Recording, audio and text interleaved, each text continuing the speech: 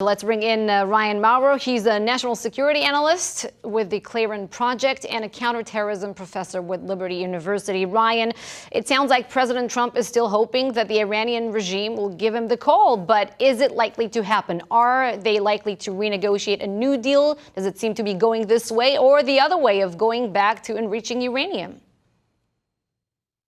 I think the Iranians are going to try to have both. I think that they want to renegotiate the nuclear deal.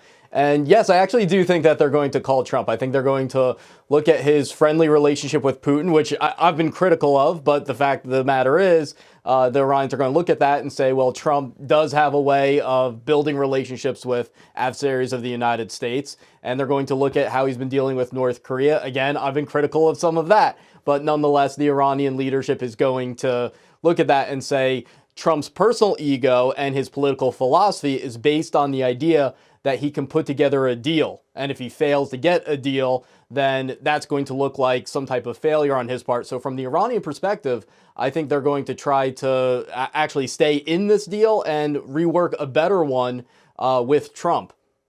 Ryan, let's talk quickly here about the president's comments where he was basically saying, hey, listen, call me. We don't want Iran to suffer. We want to negotiate something, but we want a no nuclear weapons pledge here. Is this a departure, though, from what the president has said in the past and from U.S. position, which not only involved the nuclear ambitions of Iran, but also Iran spreading violence throughout the Middle East, and it's funding terror operations, and the Revolutionary Guard, which of course was just deemed a terror organization not long ago. Is this a departure for the Trump administration? Not so much, and the Trump administration has taken a few different positions over the years on the nuclear deal, between scrapping it and renegotiating it.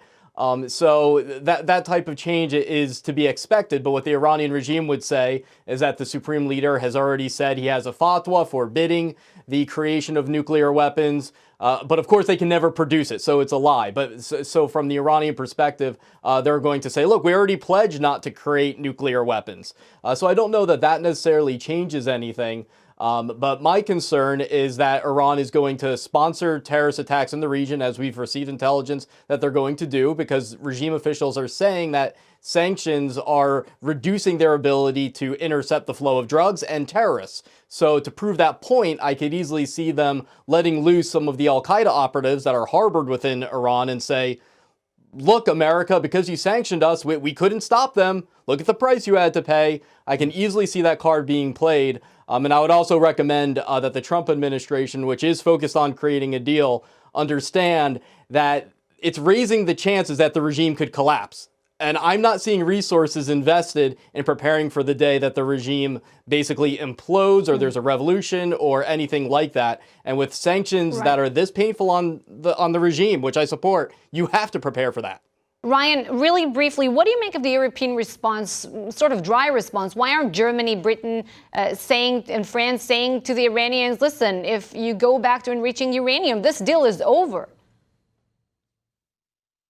Well, I think that they don't want to push the Iranian regime into doing what they fear, which is completely leaving the deal or violating it further, because what the Iranian regime is threatening is partially violating the deal.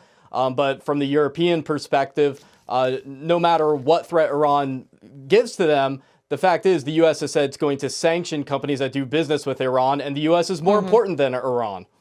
All right, Professor Ryan Mauro, thank you for breaking it down for us. And we're